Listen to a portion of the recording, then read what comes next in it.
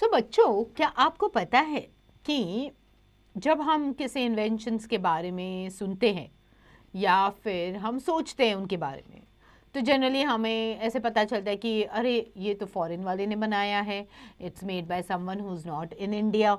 Okay, जैसे Alexander Graham bell हो गए, एडिसन हो गए। सो हम हमेशा सोचते हैं कि all these researches and discoveries and all are done by scientist who are abroad, है ना। बट क्या आपको पता है कि there are a lot of scientist and there are a lot of discoveries जो इंडिया में भी हुई है? What are these? And now we are going to talk about them in detail in this chapter called Inventions, India's Pride. So आज हम India के pride के बारे में बात करेंगे, जिन्होंने अलग अलग चीज़ों का इन्वेंशन करके they have also made a name of India, the name of our India more bold, and have made India proud, as well. Now, before we do that, let's do a warm up and understand कि why is invention necessary for human life. Human life के लिए inventions क्यों इतने ज़रूरी है? And what is the most significant invention according to you? Can you differentiate between an invention and a discovery? So जैसे कि हम सबको पता है, how does an invention happen? Because when we need something, that means necessary, or necessity. कहते हैं ना, necessity is the mother of all inventions. So जब हमें किसी चीज़ की ज़रूरत होती है, तब हम क्या करते हैं? Inventions करते हैं. That is when a birth is given to inventions. Clear word में, Necessity is the mother of all inventions. So सारे inventions जो हुए हैं, आज तक, सोचो अगर फायर नहीं होता, फायर का इन्वेंशन नहीं होता, तो क्या हम पका हुआ खाना खा पाते थे? नहीं. सोचो अगर इलेक्ट्रिसिटी नहीं होती तो क्या आपने कभी सोचा है अगर फ़ोन लाइन नहीं होता, तो हम कैसे कम्युनिकेट कर पाते एक दूसरे के साथ? So there are so many things because of which inventions were made. और आज हम जो जीवन जी रहे हैं, our life is so comfortable, so convenient. क्यों? Because of someone's invention. On a day-to-day basis, some or the other inventions are made. That happens when a need is generated. या फिर कभी कभी बाय फ्लूक भी हो जाते हैं. But आज हम बात करेंगे about the inventions that are made in India.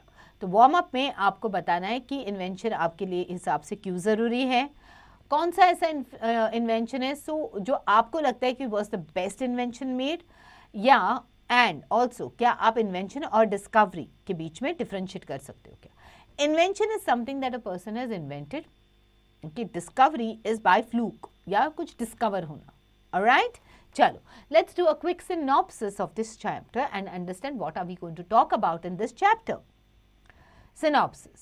This chapter, India and her inventions, teaches the Indian students the worth and significance of India and about her rich cultural and strong educational system.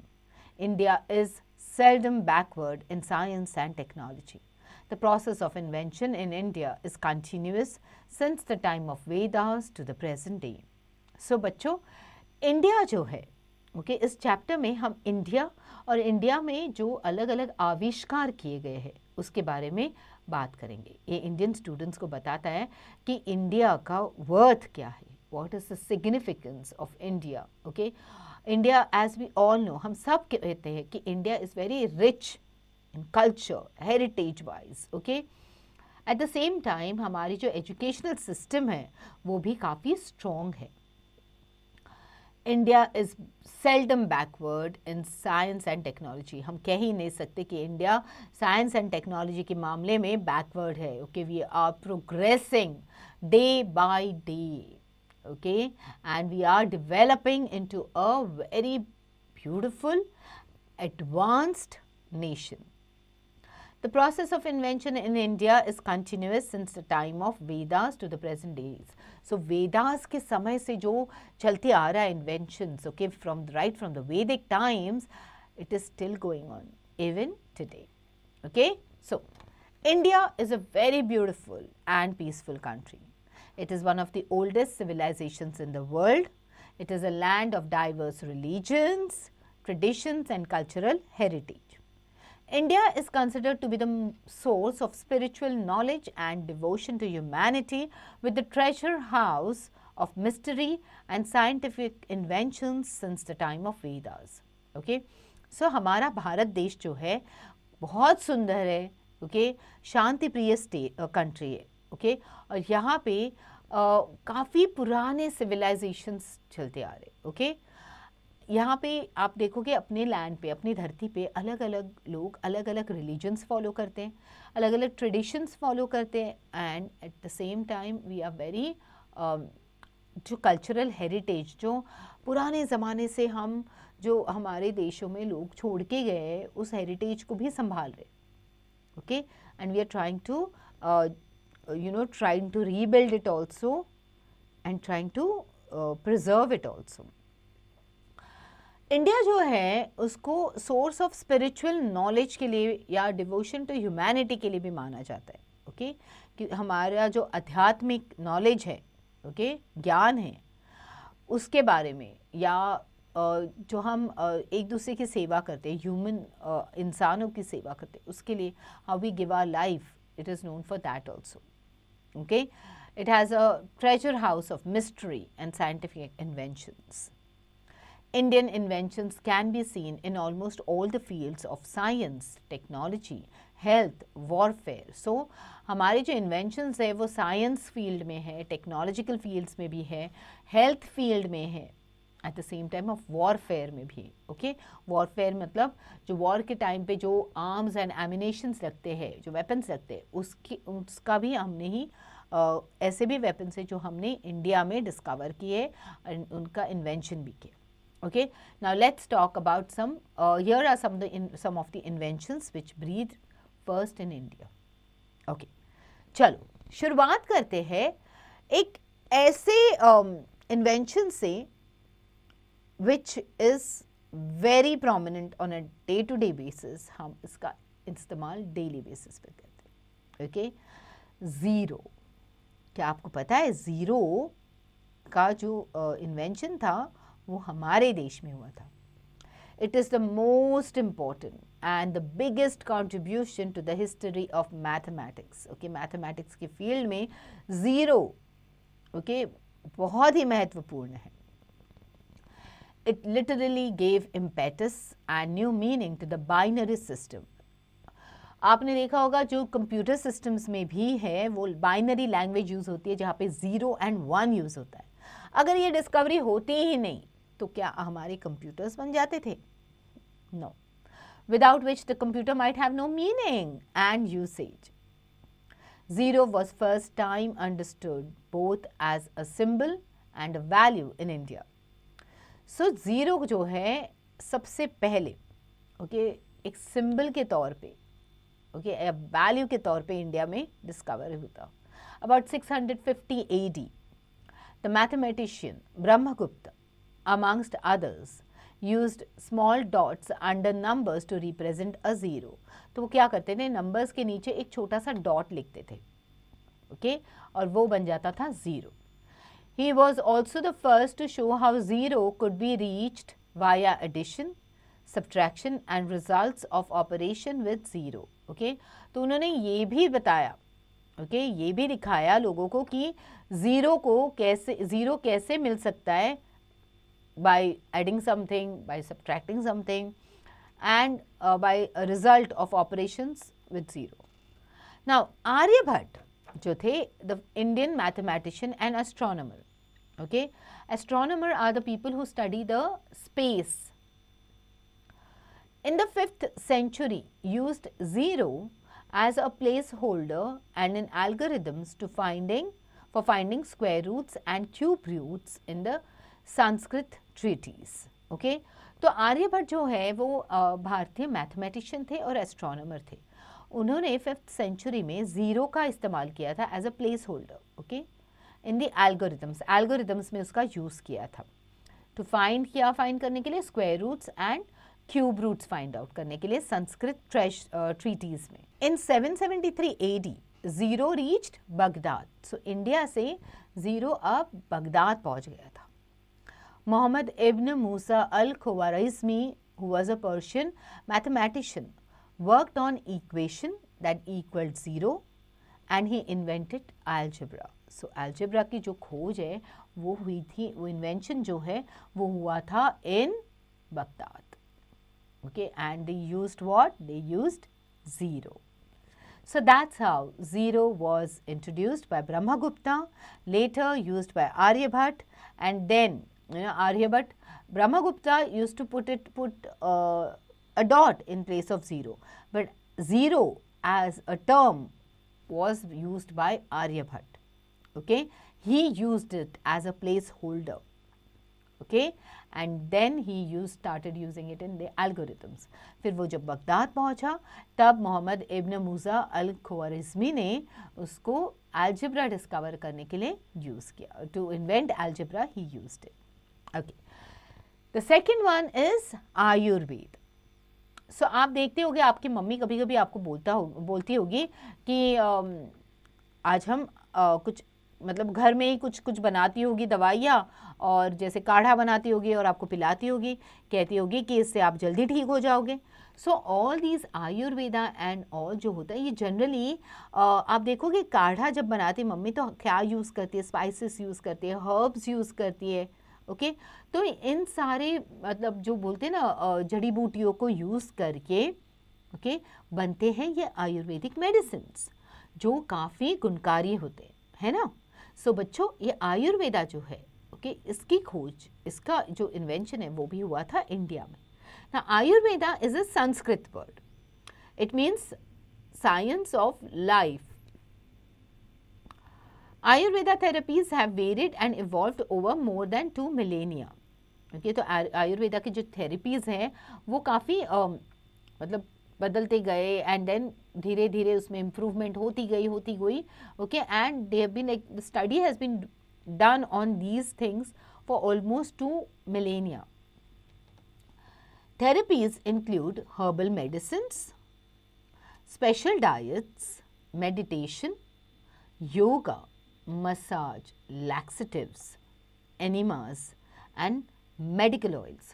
So बच्चों इसमें आप देखोगे ये जो Ayurvedic therapies होती है इसमें सिर्फ मेडिसिन्स नहीं आते, तो इसमें अलग अलग थेरेपीज़ आते हैं. तो थेरेपीज़ कौन सी है, जैसे कि एक हो गया मेडिसिन दे दिया, दूसरा हो गया स्पेशल डाइट्स बना दिए कि आप को ये खाना है इस समय, वो खाना है उस समय, वो सारे स्पेशल डाइट्स हो गए, ओके. या फिर खाने में इस चीज़ को ऐड कर दो, मेथी सीड्स ऐड करो या फिर कुछ और ऐड करो ताकि आपकी सेहत सही रहे. मेडिटेशन ओके मतलब मेडिटेट करना, सब कुछ भूल के एक जगह पे आप बैठोगे okay and then you will meditate so that you relax your mind and you relax your body also. अगर आप देखोगे कि हम जनरली भागते ही रहते हैं, है ना. कभी हम स्कूल जाते हैं, स्कूल से आते ट्यूशन्स जाते हैं, ट्यूशन से आते फिर हम दोबारा से पढ़ाई करते हैं या फिर खेलने जाते हैं, फिर खाते हैं, फिर सो जाते हैं. सो हमारा माइंड जो है वो सिर्फ भागता ही रहता है, ओके. तो इसकी वजह से उसको रिलैक्स करने के लिए हमें थोड़ा सा समय देना पड़ता है जहाँ पे हम मेडिटेट करते हैं, शांति से बैठते हैं okay and then okay we relax our mind and we relax our body. So yoga करते हैं, योग जब करते हैं तो हम अलग अलग एक्सरसाइजेस करते हैं एक्चुअली. उनकी वजह से हमारी बॉडी जो है फिट रहती है, एनर्जेटिक रहती है और उसके साथ साथ फ्लेक्सिबल भी रहती है ताकि हमें जल्दी से कोई बीमारी कैच न कर जाए. फिर आ गया मसाज. कभी कभी आप देखते हो कभी आपका हाथ अकड़ गया, पैर अकड़ जाता है तो हम क्या करते हैं उसको मसाज करते, थोड़ा सा ऑयल लगा देते हैं, मसाज करते तो वो जो नसें जो चढ़ जाती है या नसें जो अटक जाती है वो खुल जाती है ओके. लैक्सेटिव्स, ओके, कोई कोई लोगों को कॉन्स्टिपेशन की प्रॉब्लम होती है, उनको उनका पेट खराब रहता है, so then these laxatives help for a smooth movement of your motions, okay. Enemas are also a type of laxatives only, okay, जो आपके रेक्टम के थ्रू दिए जाते हैं. एंड देन मेडिकल ऑयल्स भी बनाए जाते हैं.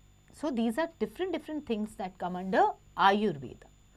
Now this miraculous treatment traced its history from the works of ancient Indian sages. So ये जो पुराने ज़माने के जो साधु थे, okay, उन्होंने ये सारे अलग अलग चीज़ें ढूंढ के निकाली. There are 3 such manuscripts which can be taken as principal early text on Ayurveda. तो ऐसे 3 मैन्युस्क्रिप्ट्स हैं जिनको हम ये आयुर्वेदिक ट्रीटमेंट के लिए पुराने ज़माने से यूज़ किया जा रहा था, ओके. जैसे the Charaka Samhita, the Sushruta Samhita and the Bhela Samhita, okay, Bhela संहिता.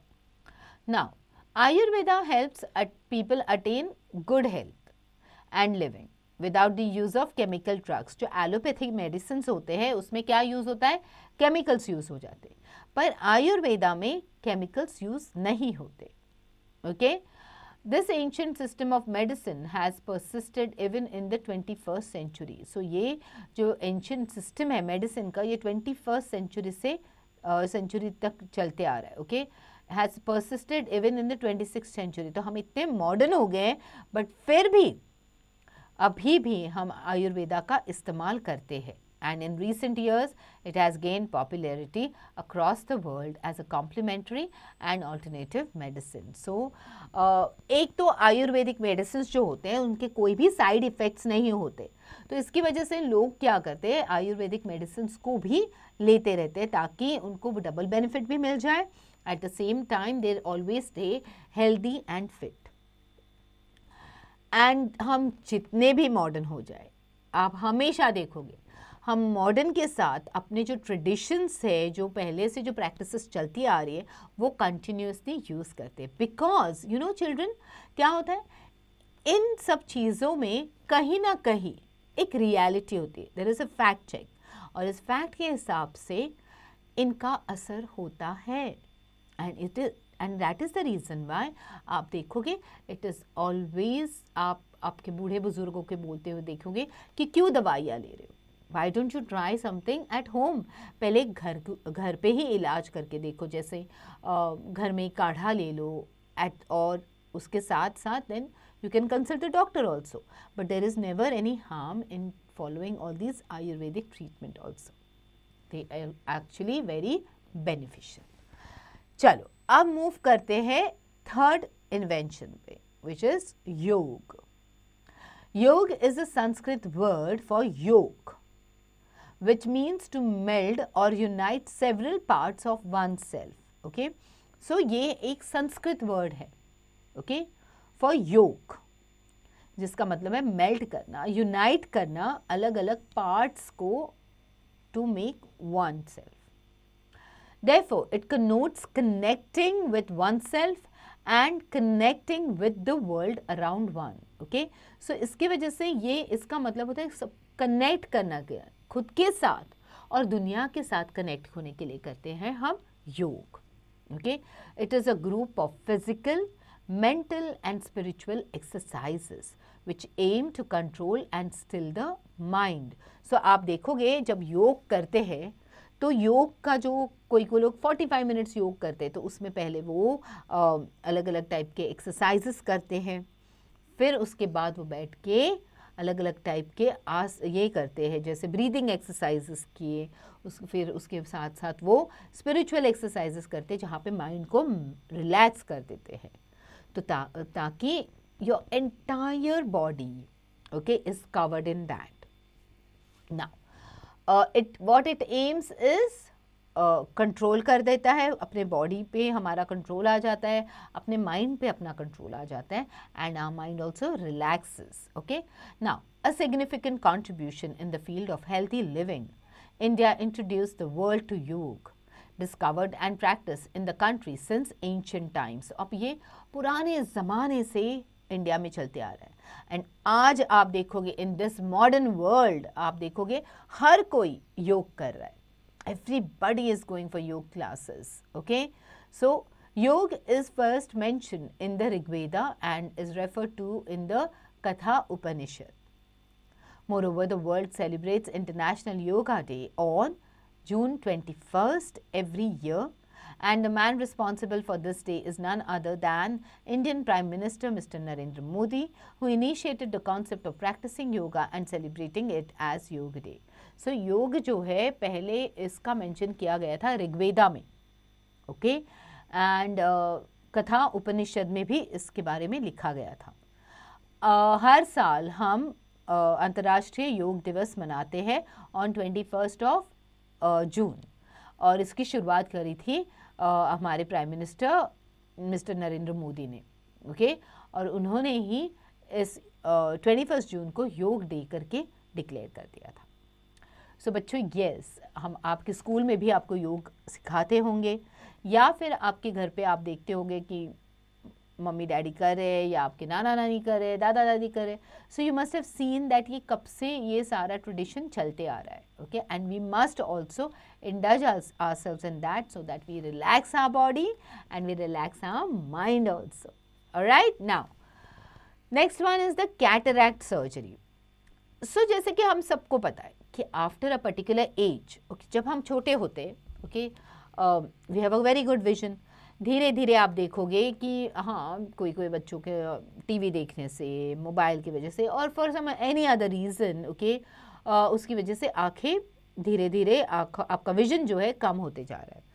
सो ऐसे ही एक पर्टिकुलर एज के बाद, ओके, अपने आँखों के लिए एक सर्जरी की जाती है. ओके, आपने देखा होगा आपके ग्रैंड पेरेंट्स की ये सर्जरी हुई होगी. Okay, now this surgery is known as the cataract surgery.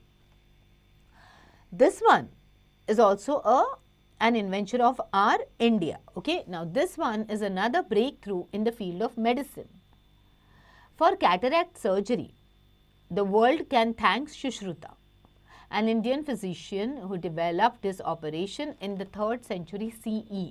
तो ये कैटरैक्ट सर्जरी जो है ये शुरू की थी by Sushruta. Okay, in the अब सुश्रुता जो थे वो इंडियन फिजिशियन थे, ओके, जिन्होंने ये ऑपरेशन जो है कैटरैक्ट सर्जरी वाला डेवलप किया था 3rd century CE में. He was also the main contributor to the Sushruta Samhita.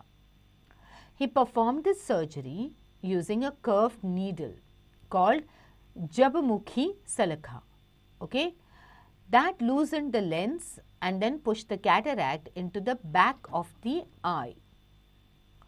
The surgeon used warm butter to soak the eyes and then placed bandages on them until they were healed. So बच्चों, actually cataract में क्या होता है, तो आपका जो vision होता है वो ब्लर होने लगता है, क्योंकि आपके लेंस जो होते हैं वो धीरे धीरे वो ब्लॉक हो जाते, ओपेक हो जाते. Okay, opaque is when the things are not able to pass through it clearly. Okay, so इसकी वजह से ये लेंस को क्लियर करना ज़रूरी होता है, and that can be done. Okay, ये लेंस जब पुश हो जाती है, that can be done through a surgery. Okay, and this happens over years. Okay, मतलब जैसे जैसे आपकी उम्र बढ़ने लगती है वैसे वैसे ये डेवलप हो जाता है. ओके, सो जो सुश्रुता थे, okay, he was the main contributor.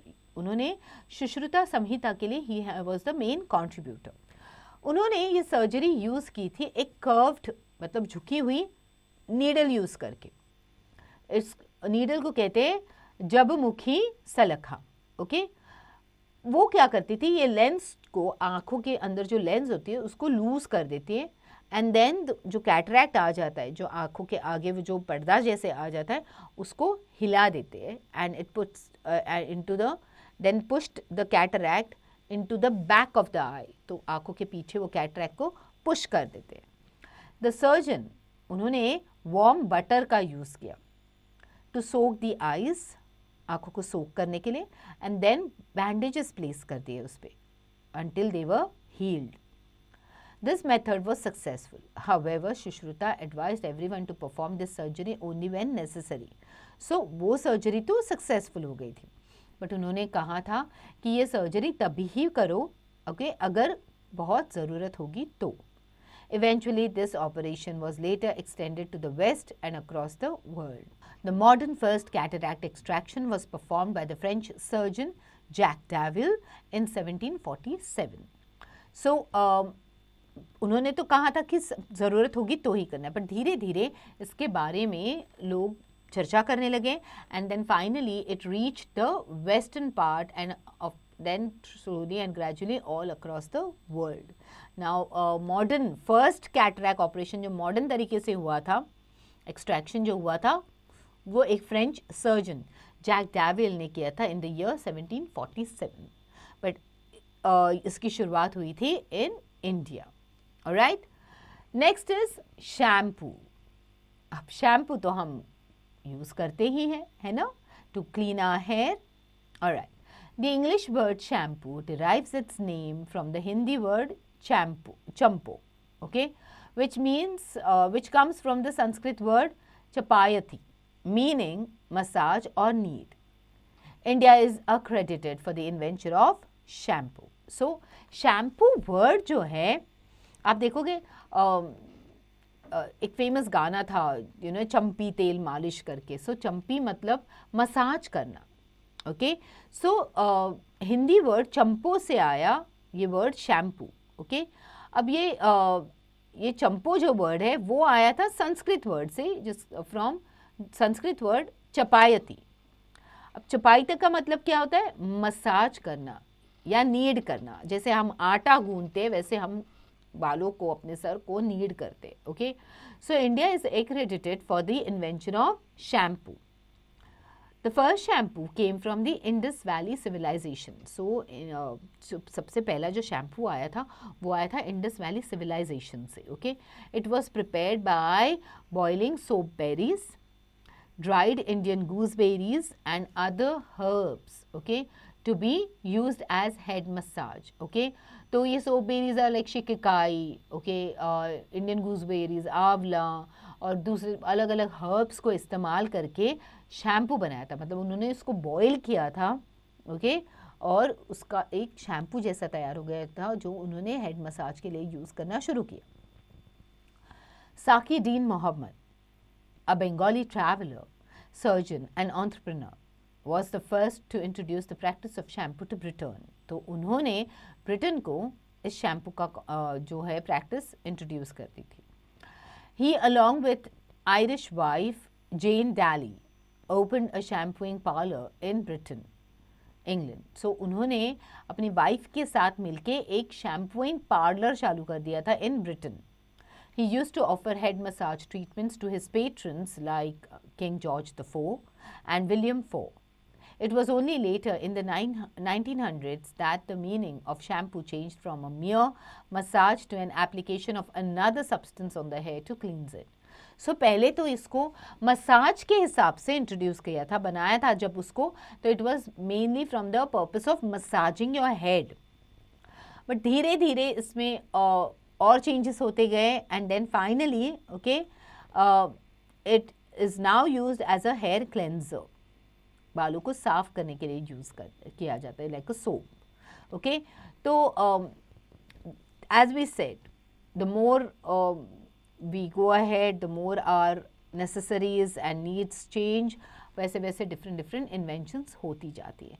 सो अगर कोई इन्वेंशन भी हुआ है उसमें भी इम्प्रूवमेंट उसके बेसिस पे होती है on the and on what we can do more, ताकि वो एनहांस हो जाए.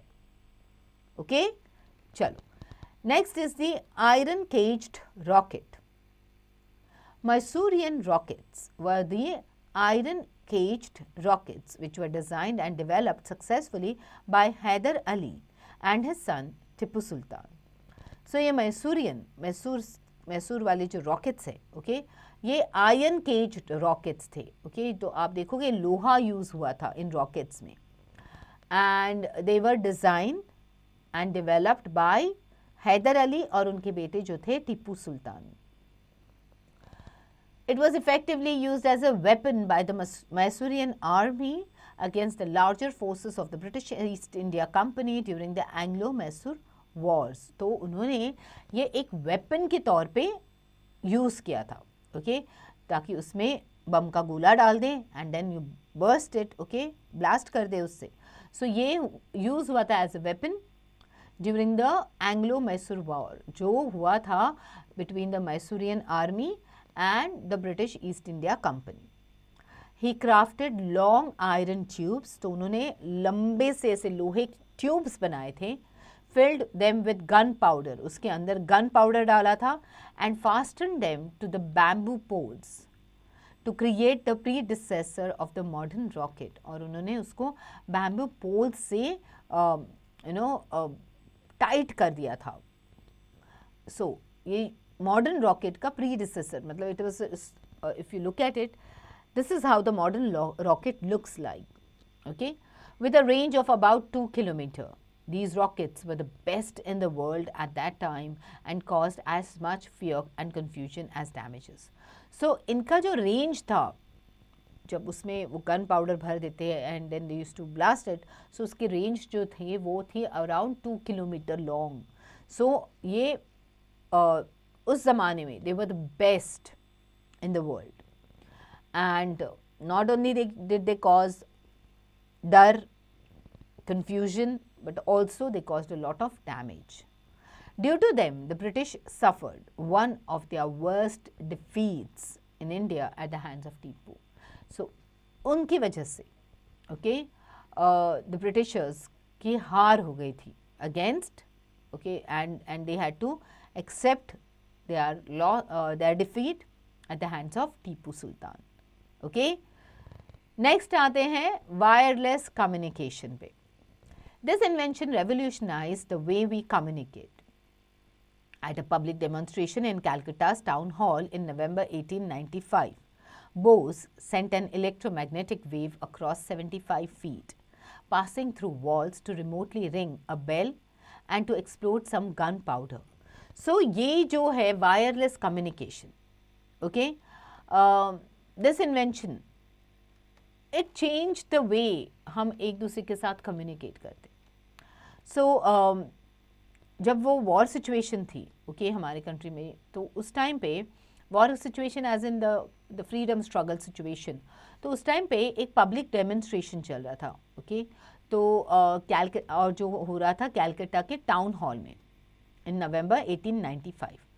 तो बोस जो थे, ओके, जगदीश चंद्र बोस जो थे, उन्होंने एक इलेक्ट्रोमैग्नेटिक वेव बनाई, जो he made that wave across 75 feet, and वो जो वेव थी वो वॉल्स के थ्रू जा रही थी, to ring a bell and to explode some gunpowder, एक बेल रिंग करके गन पाउडर एक्सप्लोड करने के लिए। In other words, Sir Jagdish Chandra Bose invented wireless communication technology, which enables people to communicate quickly and transmit information over a distance without the need for electrical conductors, wires or cable. तो उन्होंने जो wave बनाई थी, okay, through the walls, उसकी वजह से bell ring हो जाती थी, at the same time gun powder जो है वो भी it used to explode. So हम कह सकते हैं कि जो सर जगदीश चंद्र बोस थे, उन्होंने वायरलेस कम्युनिकेशन टेक्नोलॉजी को इन्वेंट किया, ओके, जिसकी वजह से लोग एक दूसरे के साथ जल्द ही कम्युनिकेट कर सकते हैं, एंड इंफॉर्मेशन भी जो है कोई भी इलेक्ट्रिकल कंडक्टर्स या केबल्स या वायर्स के बिना भी कम्युनिकेट हो सकती। Exactly 2 years before, Marconi gave a similar demo in England. Bose also invented the Mercury Coherer, a radio wave receiver that was later used by Guglielmo Marconi to build the first operational transatlantic two-way radio that was capable of communicating across 2000 miles. Okay, so exactly, okay, ये जो discovery हुआ था इसके exactly 2 साल पहले Markovnikov ने एक similar demo दिया था in England. Bose also invented the mercury coherer, Bose ने मर्क्यूरी कोहेरर भी बनाया था जो एक रेडियो वेव रिसीवर था, जिसका इस्तेमाल मार्कोनी ने किया था to build first operational trans Atlantic मतलब ट्रांसअटलांटिक मतलब अटलांटिक ओशन के ऊपर से, okay, two way radio communication देने के लिए, ओके। तो 2000 माइल्स तक कम्युनिकेशन पहुंचा सकता है wireless, okay. Bose invented the crescograph. अब क्रेस्कोग्राफ क्या है? It's a device for measuring the growth of plants. Plants की ग्रोथ कितनी हो रही है वो मेजर करने के लिए क्रेस्कोग्राफ इस्तेमाल किया जाता है। Therefore, Bose pioneered in the investigation of radio microwave optics, made significant contributions to botany, and was a major force behind the expansion of experimental science on Indian subcontinent. So, इसकी वजह से बोस जो है, okay, he pioneered investigation of radio microwave optics. Significant contributions था उनका in the field of botany, in the field of plants, and major force behind the expansion of experimental science on Indian subcontinent. Okay, अब देखते हैं next discovery, वो है USB, जो pen drive हम use करते हैं, USB. Okay, USB is the abbreviation of Universal Serial Bus. It is a common interface that enables communication between devices and a host controller such as personal computer or smartphone. So, USB जो है उसका full form है Universal Serial Bus. अब ये common interface है and ये communication enable करता है between device and a host controller, जैसे personal computer हो गया and smartphone हो गया. It connects peripheral devices such as digital cameras, mouse, keyboards, printers, scanners, media devices, external hard drivers and flash drives. So ये जो है ये अलग अलग peripheral devices जो होते हैं, जैसे कि digital camera हो गया, peripheral devices are devices which can be carried anywhere, okay. Mouse हो गया, keyboard हो गया, printers, scanners, media devices, external hard drives, flash drives, so something that is not inbuilt in the system. The invention of USB is perfectly based on this statement.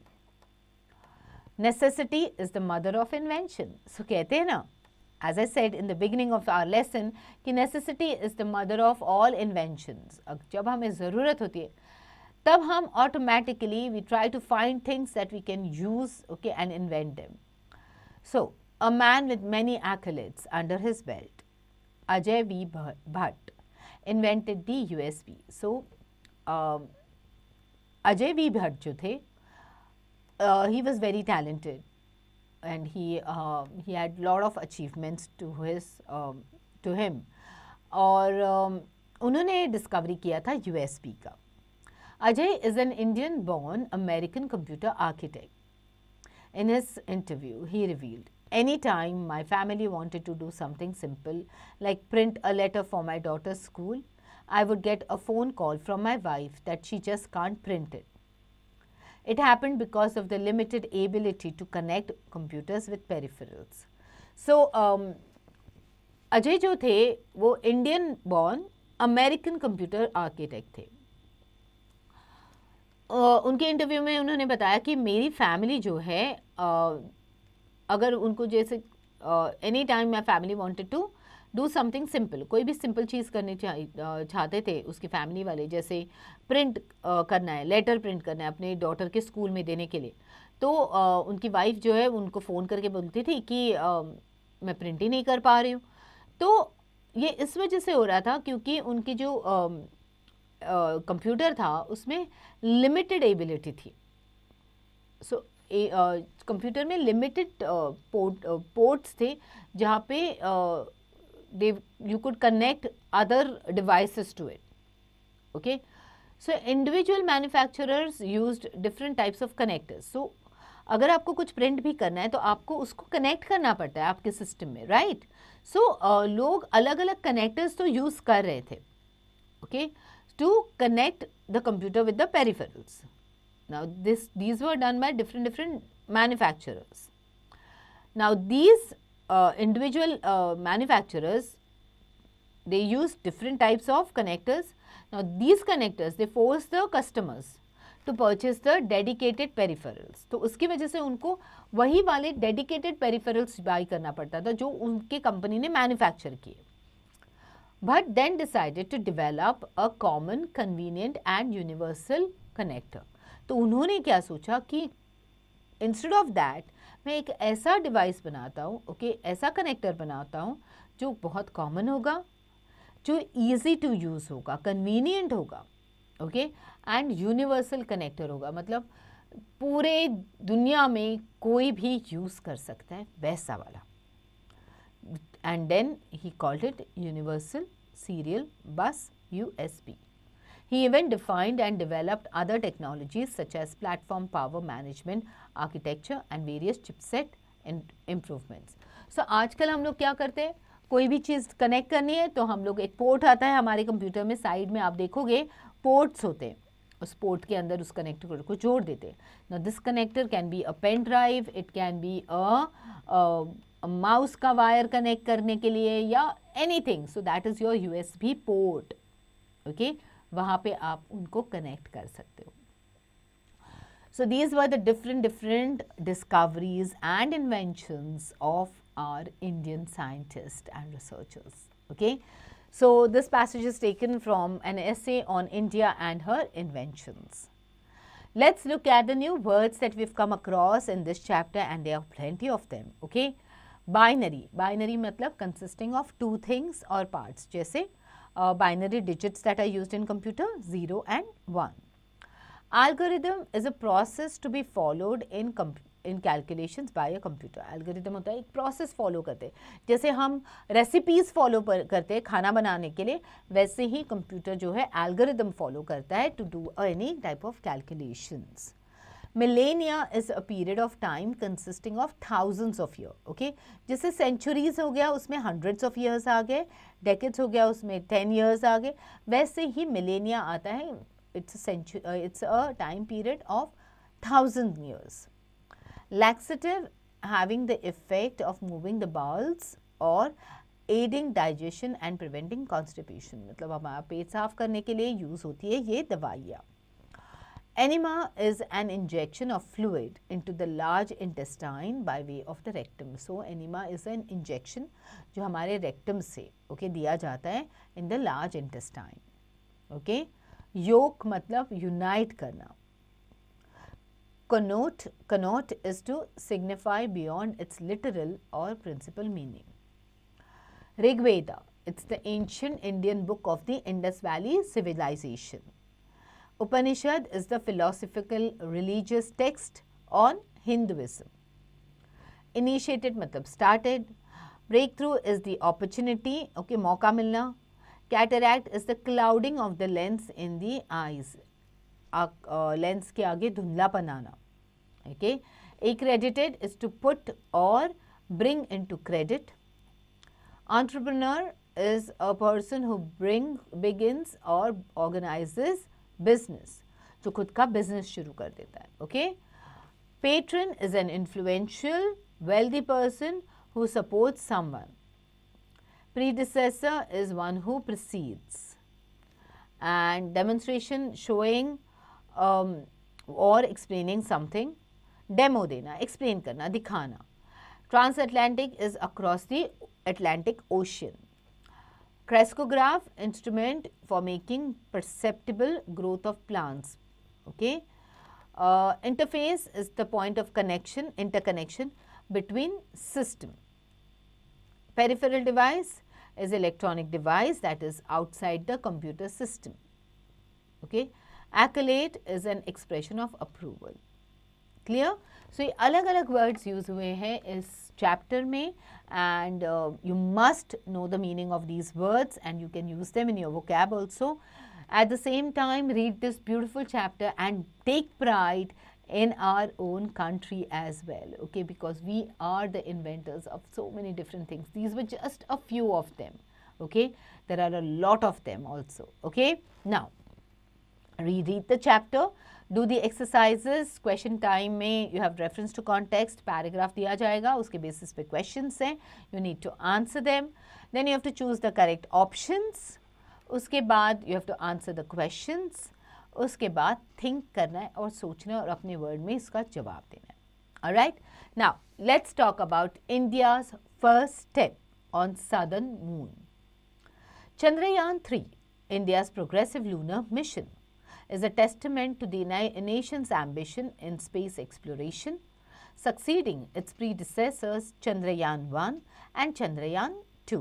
So, Chandrayaan 3 जो है, okay, India का एक progressive lunar mission है, okay, and lunar mission means it's a mission of studying the moon, okay.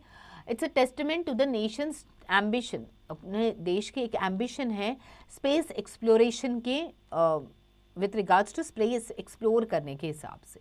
Okay, now we've already spoken, we already know about Chandrayaan 1, Chandrayaan 2. Now this is Chandrayaan 3, engineered by the Indian Space Research Organization, ISRO. Chandrayaan 3 seeks a coveted soft landing on the moon's cradle with a rover in tow to conduct insignificant experiments and glean indispensable data. So, ये Chandrayaan 3 जो है इसका purpose होने वाला है कि moon के cradle पे सेफ लैंडिंग करना विथ अ रोवर, साथ में एक रोवर रह के, एंड अलग अलग इनसिग्निफिकेंट एक्सपेरिमेंट्स करना, ओके, और ऐसा डेटा गैदर करना जो बहुत ही रेयर है, okay. The focal point of his mission orbits around delving into the moon's geology, mineralogy and exosphere, thereby enriching our comprehension of its genesis and evolution. So basically iska purpose hai to study the moon and all the things that are there on the moon, okay.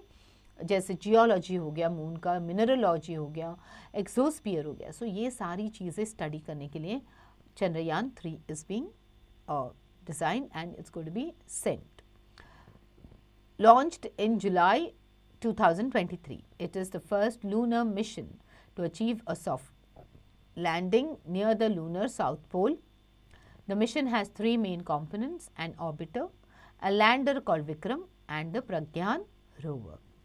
Okay, so it is already launched in July 2023, and इसका mission है first lunar mission, soft landing करना है lunar south pole पे, okay.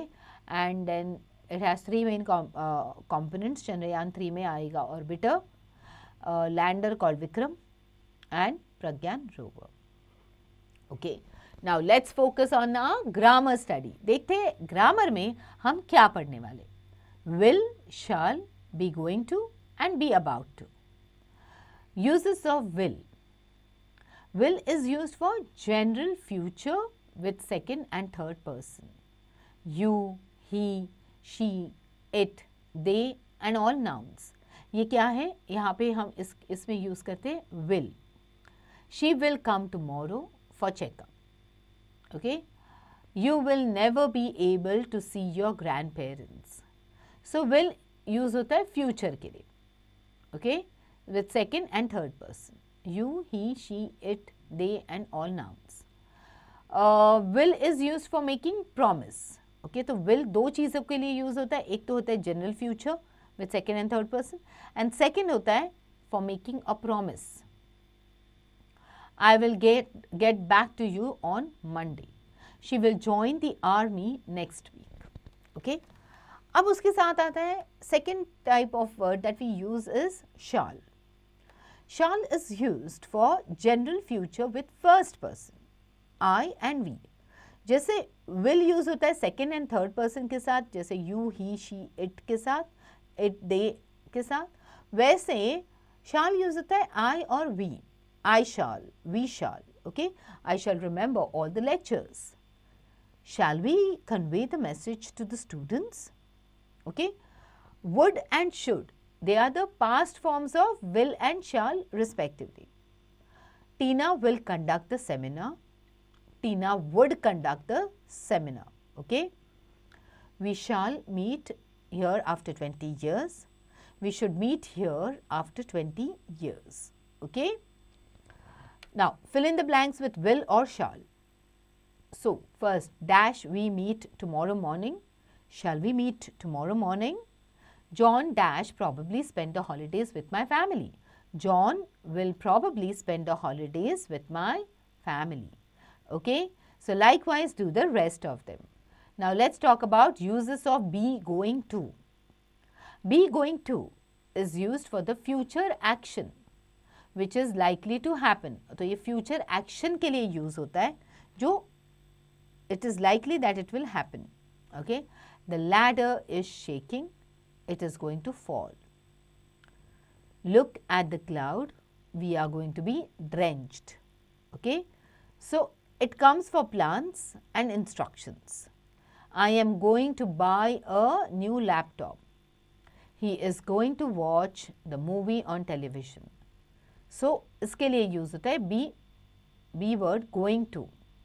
Okay, uses of be about to. So यहाँ पे going to मतलब future action है जो likely है कि होने वाला है. वैसे जैसे ladder shake हो रही है, okay, सीढ़ी हिल रही है, it is going to fall. तो शायद से गिरने वाली. Look at the cloud, बादलों को देखो. We are going to get drenched. Okay, we are going to be drenched. Okay, लग रहा है जल्दी बारिश शुरू हो जाएगी, हम भीगने वाले. It also comes for plans and instructions. I am going to buy a new laptop. ये plan है मेरा कि मैं नया laptop buy करने वाली हूँ. Yeah, he is going to watch the movie on television. Okay, so he is planning that कि वो नए television पे he is going to watch the movie. Okay, now uses of be about to. Be about to is used for the future action which will occur instantly. Instantly जो action होने वाली है उसके लिए use होता है be about to. The officer is about to arrive. Okay, is the be word. Okay, about to. I'm about to reach the school. I'm about to reach school. So be about to is used for future action which will occur instantly. Fill in the blanks with be going to or be about to. My parents dash go for a walk with my brother. Okay, my parents will be going for a walk with my brother. Susan and Robert dash have dinner with their grandparents tonight. Susan and Robert are going to have dinner with their grandparents tonight. Okay, so likewise do the rest of them. Now word study. Write a letter to the editor of a newspaper complaining about the problems of traffic jam in your locality. So आपको newspaper के editor को एक letter लिखना है. Okay, आपके area में traffic jam का issue आ रहा है उसके लिए. Choose the correct options to complete the letter. The receiver's address will begin with the reporter, the editor, the newspaper or the writer. It will be with the editor. Okay, subject dash in our locality. Subject क्या होगा? It's a problem of traffic jam, the havoc of you can say problems of traffic. Okay, through the column of your esteemed daily, I would dash towards the mentioned subject. I would like to draw your kind attention towards the mentioned subject. Okay, the next one, fourth one. We have written several dash is paid yet. We have written several petitions but no heed is paid yet. Okay, मतलब काफ़ी सारे letters लिए हैं, लोगों से signatures करवाए उस पे और वो भेजे गए हैं, but कोई भी इस पे कोई भी अभी तक कुछ इसका problem ये solve हुआ नहीं है. We are facing many problems due to traffic jam. We always return home late from work. We always get scolding from our boss. We always get late for our work. Okay, so काफ़ी सारी problems हो ही जाती है traffic की वजह से. Dash to walk on the road because of the heavy traffic. Okay, pedestrian cannot find way to walk on the road because of the heavy traffic. Okay, there is always a fear of being dashed by the vehicles. Okay, there is always a fear of being ran down by the vehicles. Okay, I hope you will publish this article in your newspaper so that it may attract the attention of the government. All right. Okay, now remove the underlined words with these given one word substitution. You may make changes if required. So अभी आप देखोगे कि there are words, underlined words है जिसको आपको one word से replace करना है. Please do not sing so high up in the pitch. Your sound is audible. मतलब clear and heard well मतलब it is audible, सुनाई दे रहा है. Okay. I have recently seen web series on a creature that feeds upon human for its survival. Okay, so I have recently seen web series on a parasite. Clear? So likewise you have to solve the other ones. All right. Okay, now the second one. I have recently seen web series on a creature that feeds upon human for its survival. So I have recently seen web series on a cannibal. Okay. The rest of them you have to do it by yourself. All right. Now listening time में. After listening to the passage read out by your teacher, complete these blanks with collective nouns. Okay. The pride of lions. The murder of crows. Likewise, do the rest of them. Okay, now speaking time. You have to work in pairs. आपको pairs बनाने हैं. One student will ask questions from a particular chapter from this literature book to the other student who will answer the question. This will be done in front of the class so that the full syllabus will be covered, okay, or revised. Alright. So ऐसे ही एक दूसरे से question answer session खेलना है based on all the chapters in this literature book. Writing time. Writing time में आप लिखोगे, आप करोगे summary writing. Summary writing is the form of writing where a big passage is turned to a small one with only the most significant part and information from the passage. So बड़े passage को हम छोटा सा उसका summary बताएंगे. Okay, so that is known as the summary writing. Alright, और इसमें summary जब लिखोगे तब उसमें उस passage के सारे important points, significant points, information cover होनी चाहिए. Read this given passage carefully and summarize it in your own words. Also suggest a suitable title for the summary. Okay, myth has been built around the pelican, one of the oldest surviving birds. It is a commonly held belief that the mother feeds her chicks on her own blood. So people have regarded the pelican as the most affectionate and dutiful bird. Pelicans actually collect as many fish as possible into their beaks for the chicks, who in order to eat more fish sometimes peck on their mother's chest and blood oozes out.